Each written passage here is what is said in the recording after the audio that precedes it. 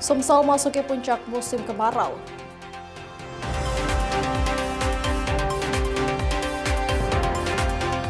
Penyaluran air bersih ke warga.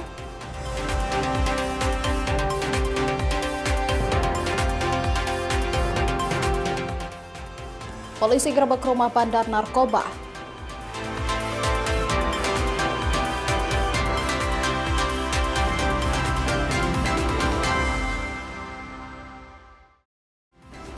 Halo, selamat pagi saudara. Kompas pagi hari ini hadir dengan beragam informasi penting dan menarik dari berbagai daerah. Selain 3 sorotan tadi, sejumlah informasi lain akan kami sajikan dalam Kompas Pagi. Bersama saya Rizka Devina, Kompas Pagi selengkapnya di Kompas TV, independen, terpercaya.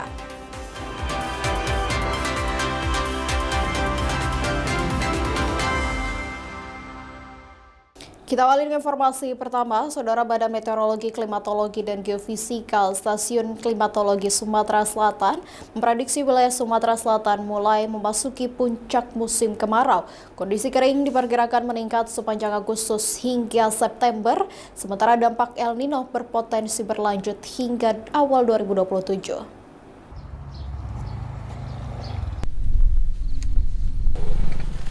Fenomena El Nino diperkirakan terus menguat hingga mencapai kategori sangat kuat.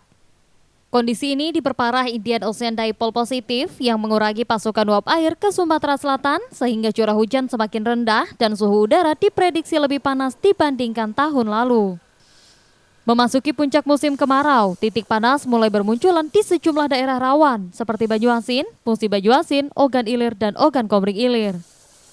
Pemerintah bersama instansi terkait terus memperkuat langkah antisipasi termasuk melalui operasi modifikasi cuaca untuk mengurangi dampak kekeringan dan menekan resiko kebakaran hutan dan lahan.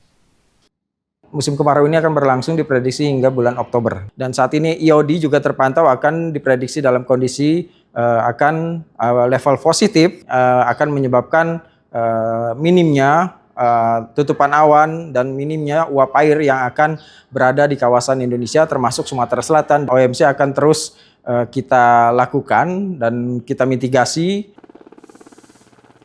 Musim kemarau diperkirakan berlangsung hingga Oktober, sementara dampak El Nino diprediksi masih terasa sampai awal 2027.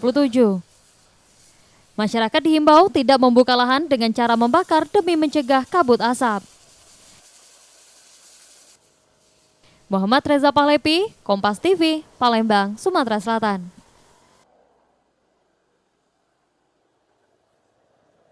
Sementara itu, Saudara, Badan Meteorologi, Klimatologi, dan Geofisika Stasiun Meteorologi Banda Aceh di Bintang Aceh Besar mencatat 2 titik panas masih terpantau di Provinsi Aceh dalam 24 jam terakhir. Meski jumlah hotspot terus menurun, masyarakat tetap diimbau mewaspadai potensi kebakaran hutan dan lahan di tengah puncak musim kemarau. Berdasarkan pemantauan BMKG, Stasiun Meteorologi Banda Aceh di Bintang Aceh Besar, hingga Selasa sore terdeteksi 2 titik panas di wilayah Kota Lok Sumawe. Jumlah itu menurun dibandingkan beberapa hari sebelumnya, di mana sebaran titik panas masih cukup banyak terpantau di wilayah barat dan selatan Sumatera. Sebelumnya, kebakaran hutan dan lahan sempat terjadi di Kabupaten Aceh Barat. Untuk mengurangi dampak asap, pemerintah telah melaksanakan operasi modifikasi cuaca atau OMC di wilayah Aceh Barat dan Nagan Raya sejak pekan lalu.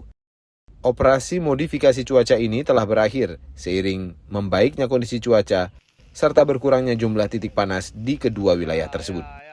Saat ini Aceh masih berada pada puncak musim kemarau. Kondisi cuaca pada siang hari diperkirakan cukup terik, meski dalam 3 hari ke depan masih berpotensi terjadi hujan dengan intensitas sedang hingga lebat di sejumlah wilayah seperti Aceh Besar dan Aceh Tamiang. Untuk titik panas selama 24 jam ke belakang, sejak tadi pagi kami sudah memantau terdapat untuk hari ini terdapat 2 titik panas yaitu di wilayah Lok Sumawe.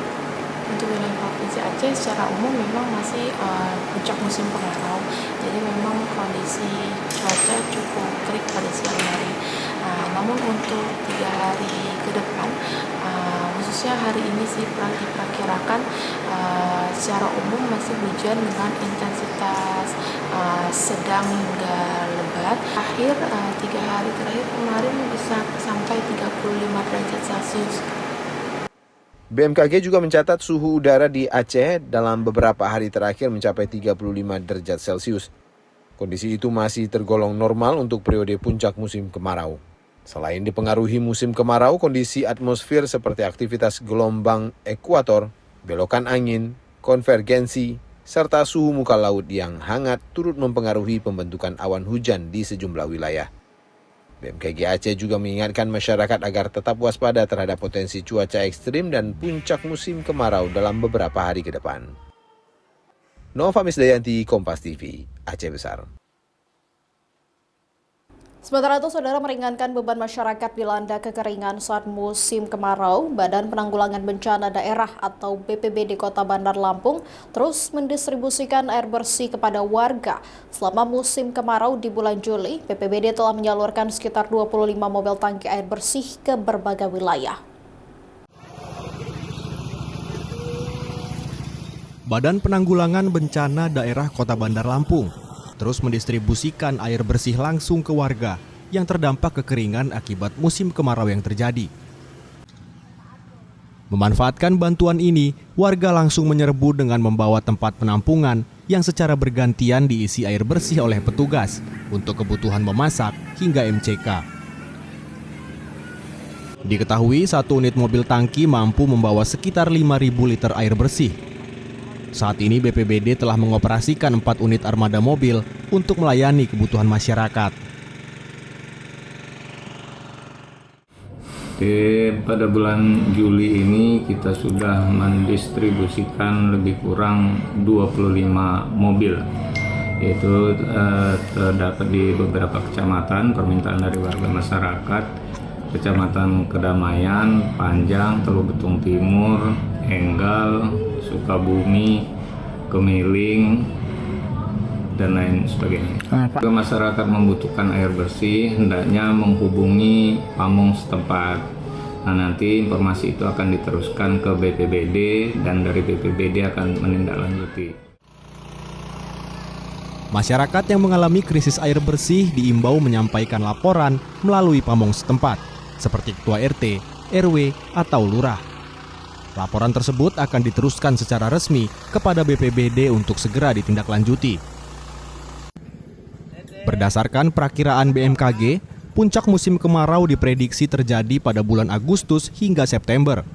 Warga diimbau menggunakan air sesuai kebutuhan pokok dan tidak membuang-buang air. Roma Afria Idam, Kompas TV, Lampung. Informasi lainnya, saudara, Ditres Narkoba Polda Bengkulu mengungkap jaringan peredaran sabu dengan menangkap seorang pengguna dan terduga bandar. Dari pengungkapan ini, polisi menyita sejumlah paket besar sabu siap edar beserta barang bukti lainnya. Inilah detik-detik penggerebekan yang dilakukan personel Ditres Narkoba Polda Bengkulu terhadap seorang pria berinisial JK, diduga sebagai bandar sabu di Kelurahan Pondok Besi, Kota Bengkulu. Petugas memeriksa seluruh isi kamar pelaku dan menemukan sejumlah uang tunai hasil penjualan barang haram tersebut. Tak sampai di situ, polisi juga menemukan beberapa paket sabu siap edar yang disembunyikan pelaku di bawah kasur. Total 2 paket besar sabu siap edar diamankan. Sebelumnya, polisi lebih dulu menangkap seorang pengguna narkoba. Dari pengembangan inilah terungkap asal sabu tersebut. Nah, di situ dari 2 orang tersebut kita mendapatkan barang bukti sabu, barang bukti sabu ada 2 paket besar, 2 paket besar dan ada juga 4 paket kecil kita dapatkan di situ. Terus yang dibungkus dalam plastik klip, biasa yang plastik klip yang tempat sabu itu. Nah, habis itu ada timbangan digital juga yang kita dapatkan. Kini kedua pelaku beserta seluruh barang bukti telah diamankan di Mapolda Bengkulu. Polisi masih mendalami jaringan ini. Tim Liputan, Kompas TV, Bengkulu. Sementara itu, saudara, viral di media sosial video perkelahian berdarah antara dua pemuda di Kabupaten Lampung Timur, Lampung. Akibatnya, kedua pihak saling lapor ke polisi lantaran satu korban mengalami luka di bagian kepala dan satu korban lainnya mengalami luka di bagian tangan hingga nyaris putus. Rekaman ini sengaja tidak kami tampilkan secara utuh karena mengandung unsur kekerasan. Tampak dalam video seorang pemuda yang diketahui berinisial R beserta rombongannya menghampiri kediaman M di Desa Pakuan Aji, Kecamatan Sukadana, Kabupaten Lampung Timur, Lampung untuk menantang berkelahi.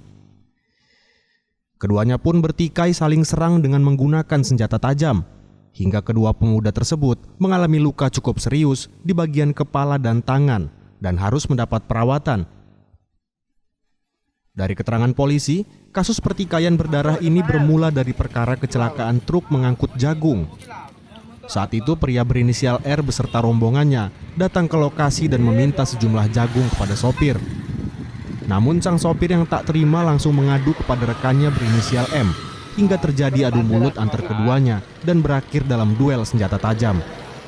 Dapat saya jelaskan bahwa memang benar ada peristiwa saling bacok antara M dan R, dan saat ini sudah sampai ke tahap penyidikan. Ini prosesnya agak sedikit karena saksi korban baru dapat kita ambil keterangan karena yang bersangkutan baru selesai menjalani operasi di rumah sakit di Kota Metro. Pertikaian berdarah ini juga berlanjut pada perusakan rumah. Atas kejadian ini, kedua pemuda R dan M saling lapor ke Mapolres Lampung Timur. Kasusnya pun kini masih didalami polisi. Tim Liputan, Kompas TV, Lampung. Saudara, Polrestabes Medan memastikan penyebab tewasnya seorang wanita dengan luka tembak di sebuah rumah mewah di Kota Medan, Sumatera Utara akibat bunuh diri. Korban mengakhiri hidupnya dengan menggunakan pistol milik mantan suaminya yang merupakan personel Polri.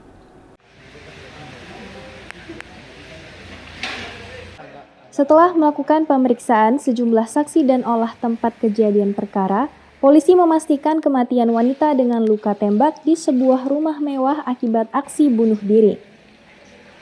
Berdasarkan hasil pengecekan yang dilakukan Lab 4, menunjukkan adanya jejak atau sisa residu senjata api pada tangan korban.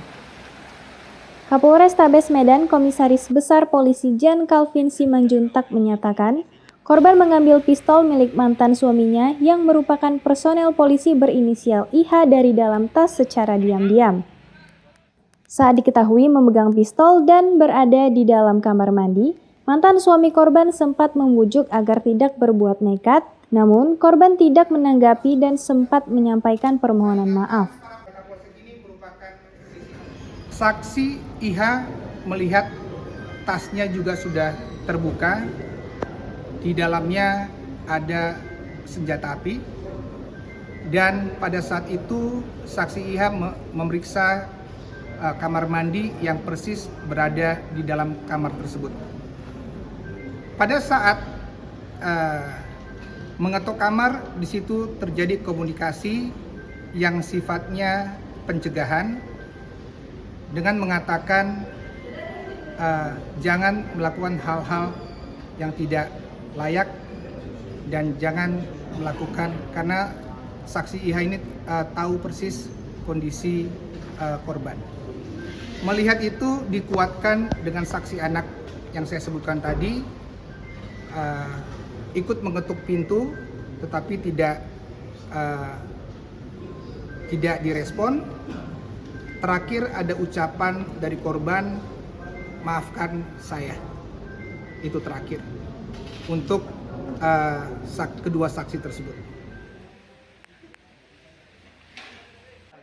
Sebelumnya, peristiwa tewasnya seorang wanita di rumah mewah yang berada di Kota Medan ini sempat menghebohkan warga. Korban yang merupakan mantan istri seorang personel polisi tewas dengan luka tembak. Tim Liputan Kompas TV, Medan, Sumatera Utara.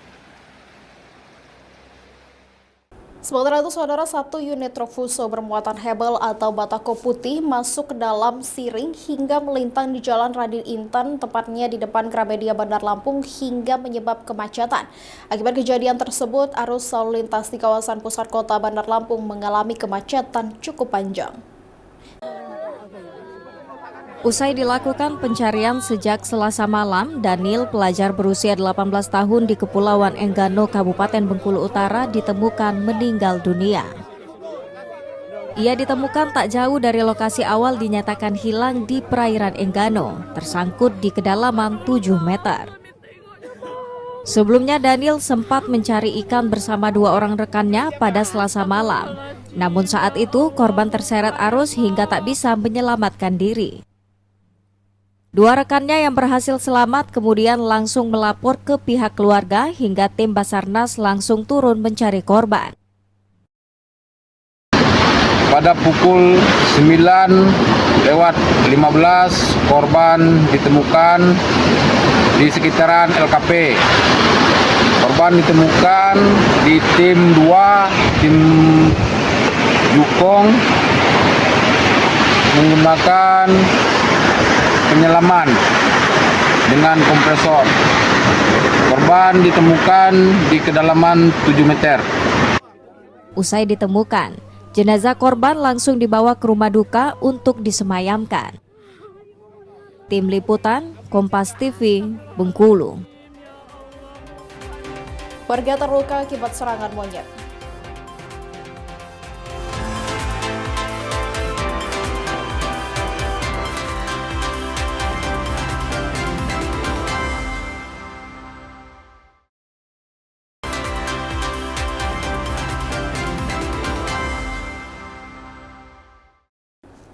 Saudara, aksi teror monyet liar meresahkan warga di pemukiman padat penduduk di sepanjang Jalan Pangeran Hidayat Parit 13 dan Parit 14, Kelurahan Tembilahan Hilir, Kabupaten Indragiri Hilir Riau. Akibat serangan tersebut, 14 orang menjadi korban serangan monyet liar. 2 diantaranya terpaksa dirawat di rumah sakit akibat luka yang dialami korban. Serangan monyet liar ini membuat warga resah. Ada 4 monyet liar dengan ukuran besar masuk ke lingkungan pemukiman warga. Sejak serangan monyet liar yang terjadi pada tanggal 24 Juli lalu hingga tanggal 3 Agustus 2026, ada 14 orang warga menjadi korban serangan ganda satwa tersebut. Para korban mengalami luka-luka serius akibat gigitan dan cakaran di beberapa bagian tubuh. Seluruh korban telah dilarikan ke Rumah Sakit Umum Daerah Puri Husada Tembilahan dan Puskesmas untuk mendapatkan pertolongan medis serta perawatan intensif. Berdasarkan keterangan warga di lokasi kejadian, serangan terjadi secara mendadak tanpa adanya provokasi atau gangguan dari warga. Menanggapi laporan masyarakat, tim Dinas Pemadam Kebakaran dan Penyelamatan Kabupaten Indragiri Hilir bersama komunitas senapan langsung diterjunkan ke lokasi untuk menghalau serta menangkap monyet liar. Sudah 12 warga secara langsung yang dimangsa ataupun digigit serta dicakar oleh monyet liar. Adapun korban sudah dilakukan perawatan secara intensif oleh pihak Rumah Sakit Umum Puri Husada Tembilahan serta Puskesmas Gajah Mada. Dari 14 korban, 2 korban diantaranya menjalani rawat inap karena luka yang dialami korban cukup serius. Sementara korban lainnya menjalani rawat jalan. Untuk pembiayaan ya sesuai instruksi dari Pak Bupati kita semua gratiskan ya. Artinya ditanggung oleh pemerintah. Maksudnya di sini yang memiliki BPJS akan diteruskan untuk di BPJS. Bagi yang tidak mempunyai atau tidak memiliki BPJS akan diuruskan, akan dijadikan program UHC. Sampai hari ini ya tanggal 3 dari catatan yang masuk di EG itu ada 9 orang ya, 9 orang dengan ada 2 yang dirawat inap sampai tindakan operasi ya. Nah, sampai hari ini masih yang 2 itu masih dirawat inap. Warga dihimbau untuk tetap waspada dan selalu menutup pintu serta jendela rumah untuk menghindari masuknya satwa liar tersebut. Sementara petugas masih terus melakukan penjagaan di sejumlah titik dan melakukan upaya pencarian monyet liar di lokasi. Tim Kompas TV, Indragiri Hilir, Riau. Sementara itu, Saudara, Polda Bengkulu bersama Polres jajaran mengungkap puluhan kasus tindak kriminal serta meringkus 110 tersangka dalam pelaksanaan operasi Musang Nala 2026. Operasi yang berlangsung selama 15 hari mulai 6 hingga 20 Juli 2026 lalu difokuskan memberantas kejahatan konvensional yang meresahkan masyarakat, seperti pencurian dengan pemberatan, pencurian dengan kekerasan, serta pencurian kendaraan bermotor. Total terdapat 93 laporan polisi dengan 110 tersangka yang diungkap. 69 laporan polisi diantaranya merupakan target operasi yang telah ditetapkan sebelum pelaksanaan operasi Musang Nala. Berbagai barang bukti turut disita, mulai dari kendaraan roda 4 dan roda 2, senjata tajam yang digunakan pelaku kejahatan, serta barang-barang curian yang belum sempat dijual pelaku.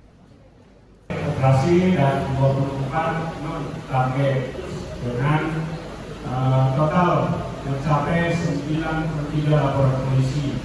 Kita mengamankan sekitar 110 tersangka dan beberapa barang bukti, yaitu 4 unit kendaraan roda 4, 26 unit kendaraan roda 2, kemudian 36 telepon genggam, kemudian.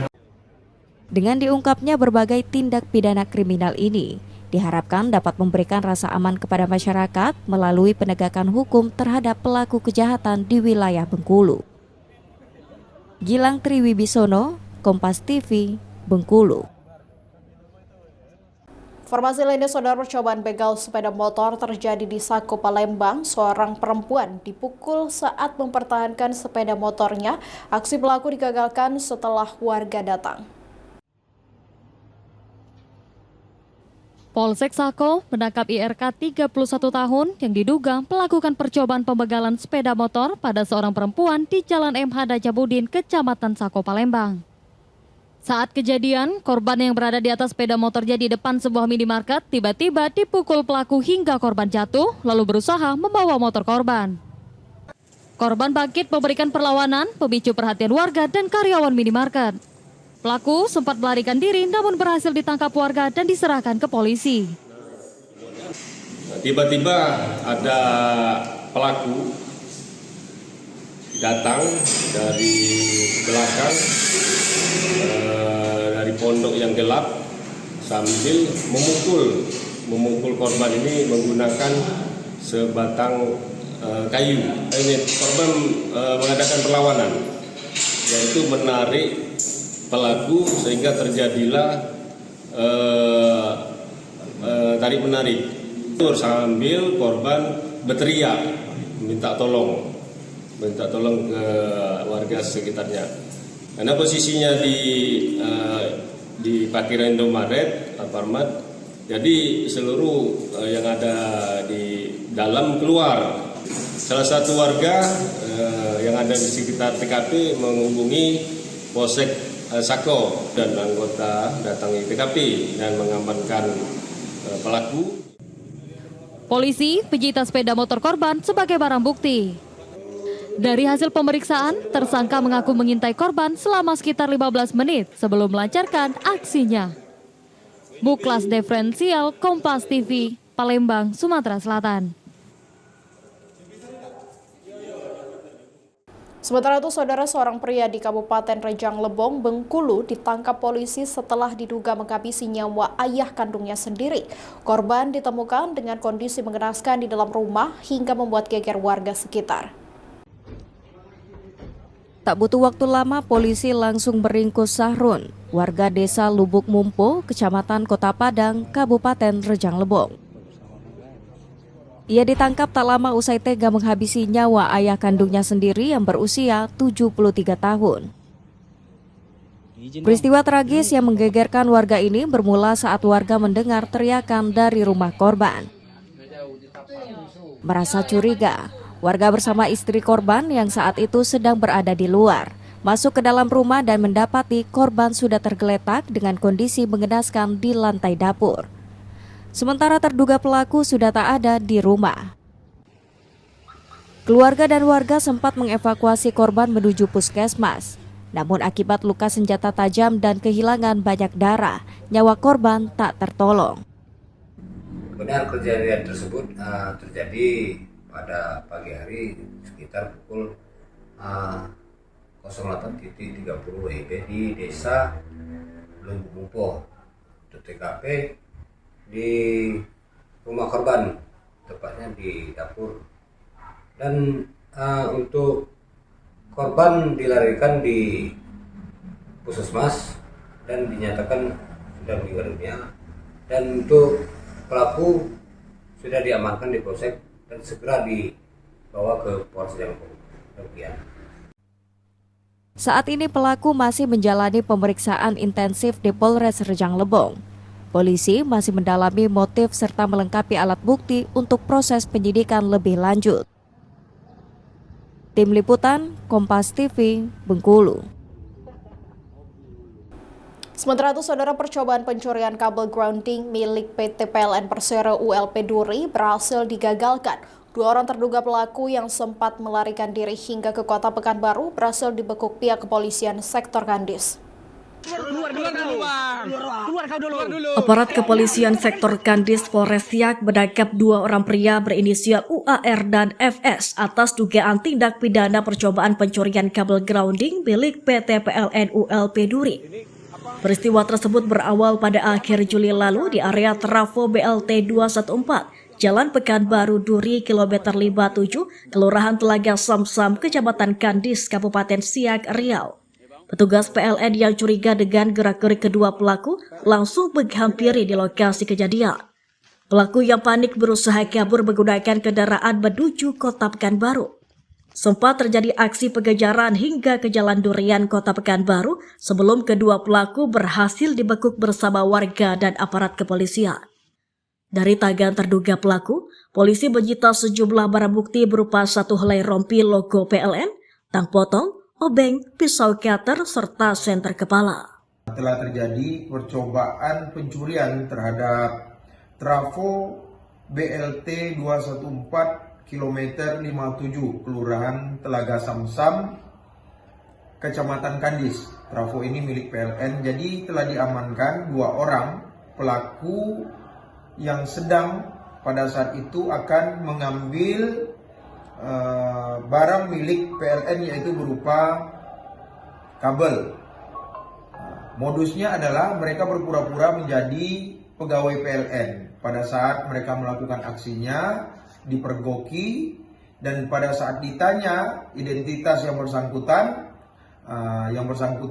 ternyata bukan merupakan pegawai PLN. Hasil pemeriksaan tes urin, kedua pelaku positif mengkonsumsi narkotika jenis sabu.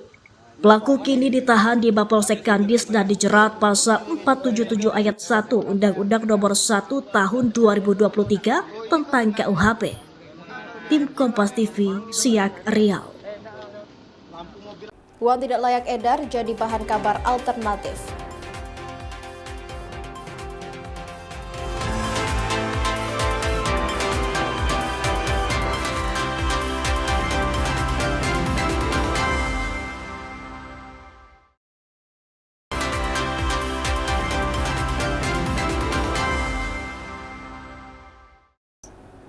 Saudara, Bank Indonesia Aceh bekerja sama dengan PT Solusi Bangun Andalas memanfaatkan limbah racik uang kertas hasil pemusnahan uang sebagai bahan bakar alternatif dalam proses produksi semen yang ramah lingkungan. Limbah racik uang kertas merupakan limbah dari penghancuran uang rupiah tidak layak edar lagi dan telah ditarik dari peredaran oleh Bank Indonesia. Limbah uang itu dimanfaatkan oleh PT Solusi Bangun Andalas Aceh Besar sebagai bahan bakar alternatif dalam proses produksi semen lewat teknologi co-processing. Tahap awal kolaborasi ini, Bank Indonesia menyerahkan sekitar 5 ton limbah racik uang kertas ini untuk mendukung proses produksi semen yang efisien dan rendah emisi. Kata Bank Indonesia, pemanfaatan limbah racik uang kertas ini untuk mendukung pengelolaan uang rupiah yang berkelanjutan. dari yang ditarik atau yang ditarik itu pun yang sudah nggak berlaku atau yang memang sudah tidak bisa untuk diedar ulang ya. Jadi kita sebutnya uang tidak layak edar. Jadi kalau dia masuk kategori uang tidak layak edar itu kita rajik, kita ganti yang baru. Nah ini kan ada limbah rajik itu yang kemudian nanti kita kirim dan alhamdulillah saya terima kasih pada PT Semen Andalas yang sudah bersedia. Ini karena kita juga melihat bahwa selama ini kita buang di TPA, kami berharap nanti bisa membantu di PT Semen Andalas. Ya pertama untuk nambahin bahan bakar.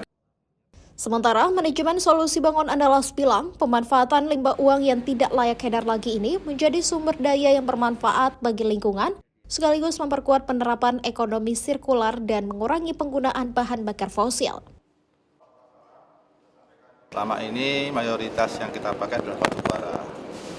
Dengan komitmen kami untuk menjadi industri hijau, kita mencoba mengurangi emisi. Salah satunya adalah kita menggunakan alternatif bahan bakar dari limbah ini untuk bisa memanfaatkan limbah tersebut. Dan secara teknologi, pabrik semen itu mampu untuk mengolah semua jenis limbah karena kami beroperasi di temperatur 1500 derajat. Di mana semua limbah yang kami olah akan termusnahkan dan tidak ada efeknya kepada lingkungannya.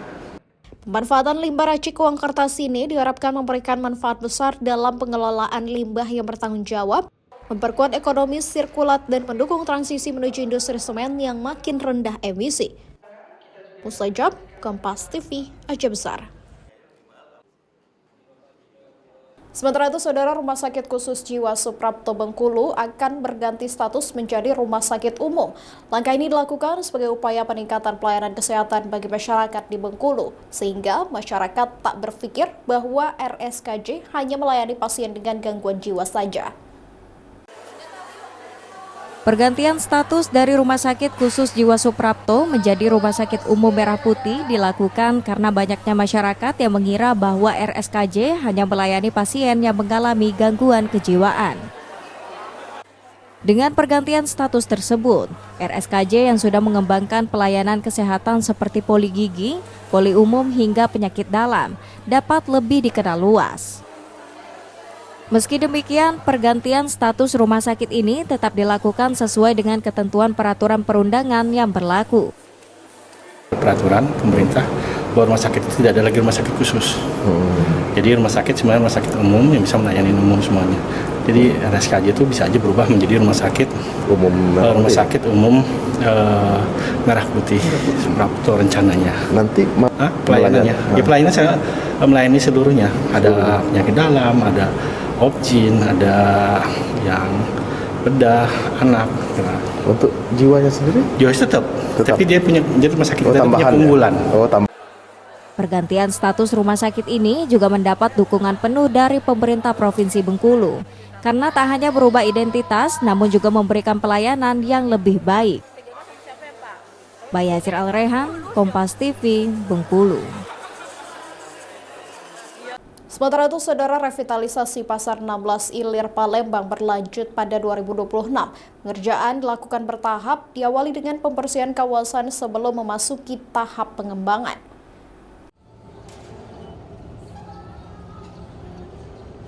Setelah sempat tertunda sejak 2023, revitalisasi Pasar 16 Ilir Palembang kembali berlanjut pada 2026. Pengelola akan memulai pekerjaan secara bertahap, diawali pembersihan kawasan sebelum memasuki tahap pengembangan. Usai direvitalisasi, pasar ini akan memiliki sekitar 1.400 kios dan lapak.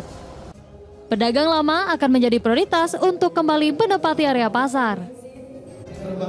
Jumlah kios dan lapak itu 1.400. Tapi ditekankan ya, bahwa di dalam revitalisasi ini kami utamakan yang pedagang di dalam. Jadi BCR tidak ada niat untuk menggusur ya, atau melakukan dari para pedagang yang di dalam. Malahan kami ingin merangkul ya, dan itu mereka sudah lama berjualan di sana. Juga kita coba bangun bersama-sama dengan pola dan strategi bagaimana tahapan untuk merelokasi para pedagang dan kios. Selain sebagai pusat perdagangan, Pasar 16 Ilir juga diproyeksikan berkembang menjadi destinasi wisata belanja dan budaya di kota ini. Nur Muhammad, Kompas TV, Palembang, Sumatera Selatan.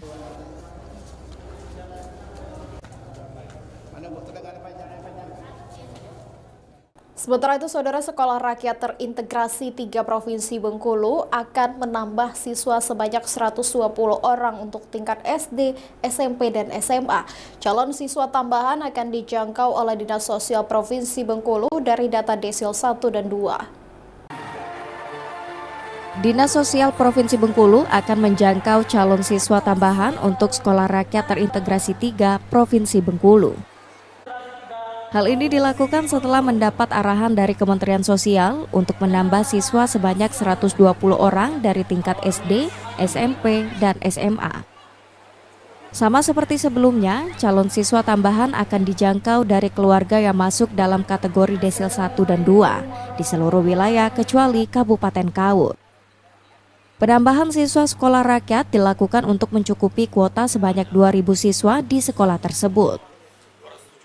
Penambahan kemungkinan 110 siswa lagi, baik dari SD, SMP, SMA, jumlah totalnya 110. Jadi itu akan untuk penjangkauan dalam waktu dekat. Penjangkauannya dari desil berapa ke berapa, Pak? Desil 1, desil 2. Oh. Permintaan penambahan ini dari siapa? Dari Kemensos. Dengan alasan apa, Pak? Alasannya biar untuk penambahan siswa ini biar cukup kuota nanti pas akhir nanti 2.000. Oh, dipaskan 2.000, ya, Pak? Nanti pas berapa kemudian. Kalau rombolnya tetap segitu ya, Pak? Tetap segitu. Oke, itu untuk penjangkauan calon siswa ditargetkan akan rampung pada Agustus ini, sehingga siswa tambahan tersebut akan mulai masuk sekolah September mendatang. Bayazir Al-Raihan, Kompas TV, Bengkulu. Sementara itu, Saudara, pemerintah Provinsi Riau mulai memberlakukan program pemutihan pajak kendaraan bermotor atau PKB mulai awal Agustus 2026. Melalui kebijakan ini, masyarakat yang memiliki tunggakan pajak kendaraan selama beberapa tahun hanya diwajibkan membayar pokok pajak untuk 1 tahun terakhir yang tertunggak, serta pajak tahun berjalan. Program yang berlaku di seluruh kantor pelayanan Samsat di Riau tersebut ditujukan untuk memberikan keringanan kepada wajib pajak, sekaligus meningkatkan kepatuhan pembayaran pajak kendaraan. Kepala Badan Pendapatan Daerah Provinsi Riau, Nino Wastikasari, menjelaskan, program pemutihan dilaksanakan berdasarkan keputusan Gubernur Riau tentang pembebasan pokok pajak kendaraan bermotor terutang dan penghapusan sanksi administrasi. Kebijakan tersebut memberikan kemudahan bagi masyarakat yang menunggak pajak kendaraan lebih dari 1 tahun. Melalui skema pemutihan, wajib pajak tidak lagi diwajibkan melunasi seluruh tunggakan yang menumpuk selama bertahun-tahun. Wajib pajak cukup membayar pokok pajak untuk 1 tahun terakhir yang belum dibayarkan, ditambah pokok pajak tahun berjalan. Terima kasih. Jadi kegiatan pemutihan pajak kendaraan bermotor dalam rangka memperingati Hari Ulang Tahun Provinsi Riau yang ke-69 dan ulang tahun Republik Indonesia yang ke-81. Ini dilaksanakan mulai tanggal 1 Agustus sampai dengan 31 Agustus. Ini tertuang dalam keputusan Gubernur Riau nomor KPTS 511-7 Romawi _2026 tentang pembebasan pokok pajak kendaraan bermotor terutang dan penghapusan sanksi administrasi pajak kendaraan bermotor. Adanya program pemutihan tersebut dimanfaatkan oleh masyarakat untuk membayar pajak kendaraan mereka. Kita sebagai masyarakat gimana, Bang? Kalau untuk pemutihan pajak bagus sih, Bang, karena beberapa masyarakat mungkin yang takutnya kena denda mungkin, Bang, kan dengan adanya pemutihan buat pemutihan buat dendanya, Bang, ya. Mungkin masyarakat sangat antusias sih, Bang, ya, termasuk saya sendiri. Program pemutihan pajak kendaraan diberlakukan di seluruh unit pelayanan Samsat di Provinsi Riau, terhitung mulai 1 Agustus hingga 31 Agustus 2026 mendatang. Selama periode tersebut, masyarakat dapat mengurus pembayaran pajak kendaraan sesuai ketentuan yang telah ditetapkan dalam program pemutihan. Tim Kompas TV, Pekanbaru, Riau. Tekuk Persija di semifinal, Persib ke final Piala Presiden.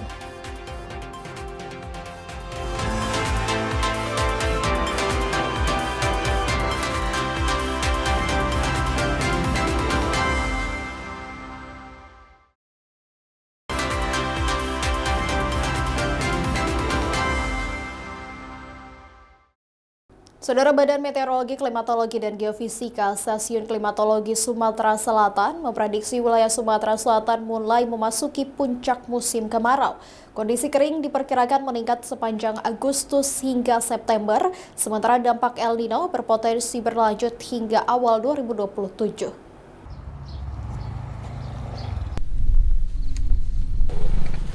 Fenomena El Nino diperkirakan terus menguat hingga mencapai kategori sangat kuat. Kondisi ini diperparah Indian Ocean Dipole positif yang mengurangi pasokan uap air ke Sumatera Selatan sehingga curah hujan semakin rendah dan suhu udara diprediksi lebih panas dibandingkan tahun lalu. Memasuki puncak musim kemarau, titik panas mulai bermunculan di sejumlah daerah rawan seperti Banyuasin, Musi Banyuasin, Ogan Ilir, dan Ogan Komering Ilir. Pemerintah bersama instansi terkait terus memperkuat langkah antisipasi termasuk melalui operasi modifikasi cuaca untuk mengurangi dampak kekeringan dan menekan resiko kebakaran hutan dan lahan. Musim kemarau ini akan berlangsung diprediksi hingga bulan Oktober. Dan saat ini IOD juga terpantau akan diprediksi dalam kondisi level positif, akan menyebabkan minimnya tutupan awan dan minimnya uap air yang akan berada di kawasan Indonesia termasuk Sumatera Selatan. OMC akan terus kita lakukan dan kita mitigasi. Musim kemarau diperkirakan berlangsung hingga Oktober, sementara dampak El Nino diprediksi masih terasa sampai awal 2027. Masyarakat dihimbau tidak membuka lahan dengan cara membakar demi mencegah kabut asap. Muhammad Reza Pahlepi, Kompas TV, Palembang, Sumatera Selatan.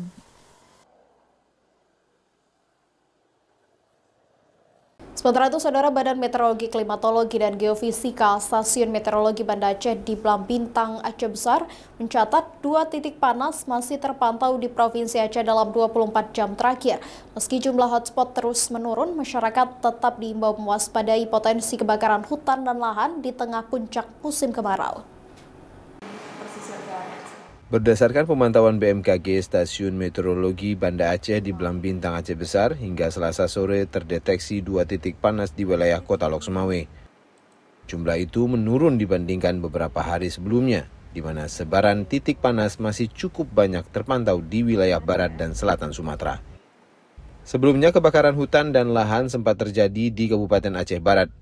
Untuk mengurangi dampak asap, pemerintah telah melaksanakan operasi modifikasi cuaca atau OMC di wilayah Aceh Barat dan Nagan Raya sejak pekan lalu. Operasi modifikasi cuaca ini telah berakhir seiring membaiknya kondisi cuaca serta berkurangnya jumlah titik panas di kedua wilayah tersebut. Saat ini Aceh masih berada pada puncak musim kemarau. Kondisi cuaca pada siang hari diperkirakan cukup terik, meski dalam 3 hari ke depan masih berpotensi terjadi hujan dengan intensitas sedang hingga lebat di sejumlah wilayah seperti Aceh Besar dan Aceh Tamiang. Untuk titik panas selama 24 jam ke belakang, sejak tadi pagi kami sudah memantau terdapat untuk hari ini terdapat 2 titik panas yaitu di wilayah Lok Sumawe. Untuk wilayah Provinsi Aceh secara umum memang masih puncak musim kemarau, jadi memang kondisi cuaca cukup terik pada siang hari.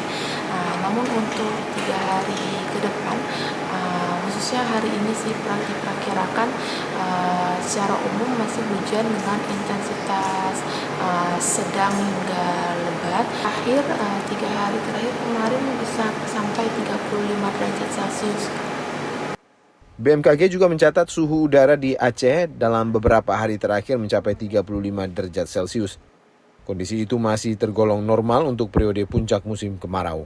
Selain dipengaruhi musim kemarau, kondisi atmosfer seperti aktivitas gelombang ekuator, belokan angin, konvergensi, serta suhu muka laut yang hangat turut mempengaruhi pembentukan awan hujan di sejumlah wilayah. BMKG Aceh juga mengingatkan masyarakat agar tetap waspada terhadap potensi cuaca ekstrim dan puncak musim kemarau dalam beberapa hari ke depan. Nova Misdayanti, Kompas TV, Aceh Besar.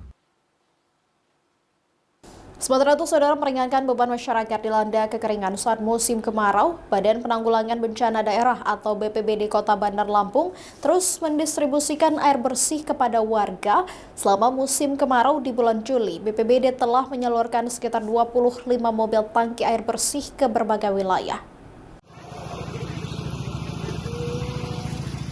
Badan Penanggulangan Bencana Daerah Kota Bandar Lampung terus mendistribusikan air bersih langsung ke warga yang terdampak kekeringan akibat musim kemarau yang terjadi. Memanfaatkan bantuan ini, warga langsung menyerbu dengan membawa tempat penampungan yang secara bergantian diisi air bersih oleh petugas untuk kebutuhan memasak hingga MCK. Diketahui satu unit mobil tangki mampu membawa sekitar 5.000 liter air bersih. Saat ini BPBD telah mengoperasikan 4 unit armada mobil untuk melayani kebutuhan masyarakat. Pada bulan Juli ini kita sudah mendistribusikan lebih kurang 25 mobil, yaitu terdapat di beberapa kecamatan permintaan dari warga masyarakat, Kecamatan Kedamaian, Panjang, Teluk Betung Timur, Enggal, Sukabumi, Kemiling, dan lain sebagainya. Jika masyarakat membutuhkan air bersih, hendaknya menghubungi pamong setempat. Nah, nanti informasi itu akan diteruskan ke BPBD dan dari BPBD akan menindaklanjuti. Masyarakat yang mengalami krisis air bersih diimbau menyampaikan laporan melalui pamong setempat, seperti Ketua RT, RW, atau Lurah. Laporan tersebut akan diteruskan secara resmi kepada BPBD untuk segera ditindaklanjuti. Berdasarkan perakiraan BMKG, puncak musim kemarau diprediksi terjadi pada bulan Agustus hingga September. Warga diimbau menggunakan air sesuai kebutuhan pokok dan tidak membuang-buang air. Roma Afria Idam, Kompas TV, Lampung. Sementara itu, Saudara, di Tres Narkoba Polda Bengkulu mengungkap jaringan peredaran sabu dengan menangkap seorang pengguna dan terduga bandar. Dari pengungkapan ini, polisi menyita sejumlah paket besar sabu siap edar serta barang bukti lainnya. Inilah detik-detik penggerebekan yang dilakukan personel Ditres Narkoba Polda Bengkulu terhadap seorang pria berinisial JK, diduga sebagai bandar sabu di Kelurahan Pondok Besi, Kota Bengkulu. Petugas memeriksa seluruh isi kamar pelaku dan menemukan sejumlah uang tunai hasil penjualan barang haram tersebut. Tak sampai di situ, polisi juga menemukan beberapa paket sabu siap edar yang disembunyikan pelaku di bawah kasur. Total 2 paket besar sabu siap edar diamankan.